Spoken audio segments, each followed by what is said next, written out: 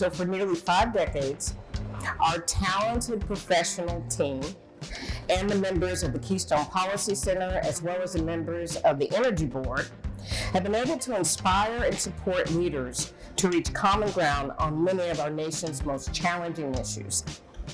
I've personally seen throughout my career how constructive dialogue leads to new, collaborative, creative, and improved solutions. Listen, we're here tonight about collaboration. And the first thing I think you want to do when you collaborate with somebody is listen to them. Listen to them. In my business, we weren't necessarily the smartest people, but we were the best listeners. If you just listen to customers and ask them what they want, they usually tell you. And when we're trying to work with other people, the first thing that we did was let's listen to the other side. Let's understand where they're coming from. We might not agree, but if we don't have that understanding, it's really hard to collaborate and really hard to move forward. So I would say, that's super basic and kind of cliche, but absolutely true. It starts with listening. The magic sauce is that everyone can agree that reliability is important and affordability is important.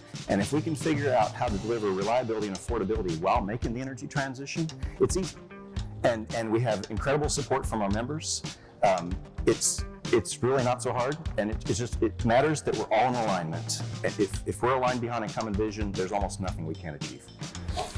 And I think as a leader, and there's so many great leaders here tonight, I think it starts with realizing that it's not about me. It starts with, you said the word, it's respect. You approach people, and we're what we call a divided commission. So we have 2 Democrats and 2 Republicans. And when I took over in January, there were lots of articles written about how nothing was going to get done.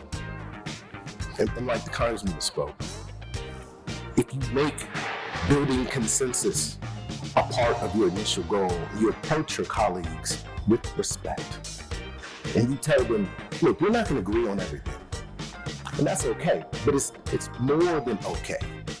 If you disagree with me, that doesn't make you evil. And doesn't make me evil either. But what we can do is we can both agree that when it comes to building important things in America, when it comes to clean energy infrastructure, when it comes to making sure that underserved communities are able to have access to the energy resources that they need at affordable prices, we can all agree on that. So then you work toward a common goal, a common compromise. And I have to give all of the credit to my colleagues. They just allow me to be the leader from time to time. We have an emergency that America, Republicans and Democrats have to come to grips with when it comes to raising our kids and preparing them for the future. So you have the debt, you have Russia, China, Iran, the children, but underneath it all, we have this hyper-partisanship where there is hate, where we hate our fellow American more than we do these opponents overseas. How do you solve these problems when you can't work across the aisle? We're going to have to get back to what made America great. We have to be able to work across the aisle as Americans first if we're going to crack and defeat these other 3 problems. So that's what I see facing in the country today. Well, I think many of you who watch the news will probably say it's a lot of bad news all the time, right? And there has been some tough stories that we have had to cover, most notably, obviously, with gun violence. It's almost a story now that we have to cover every single night. But a lot of the programming at the CBS Evening News is solution-based. Each of the stories we do, which I mentioned, child care, women's health care, military issues. We talk about what's the solution. It's not just laying out the problem.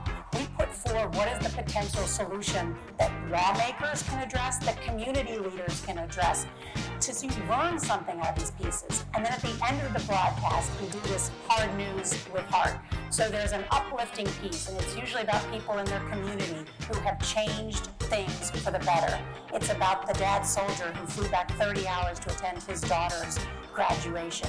It's about an organization that looked at military families, particularly enlisted members, who had to spend hours to get free food because they weren't making enough money. And then our viewers donated hundreds of thousands of dollars to this organization that has helped military families. So we do try and end on a high note on the CBS Evening News. And so send us your stories. We're always looking for those incredible people in your community who are really making a difference, changing America for the better.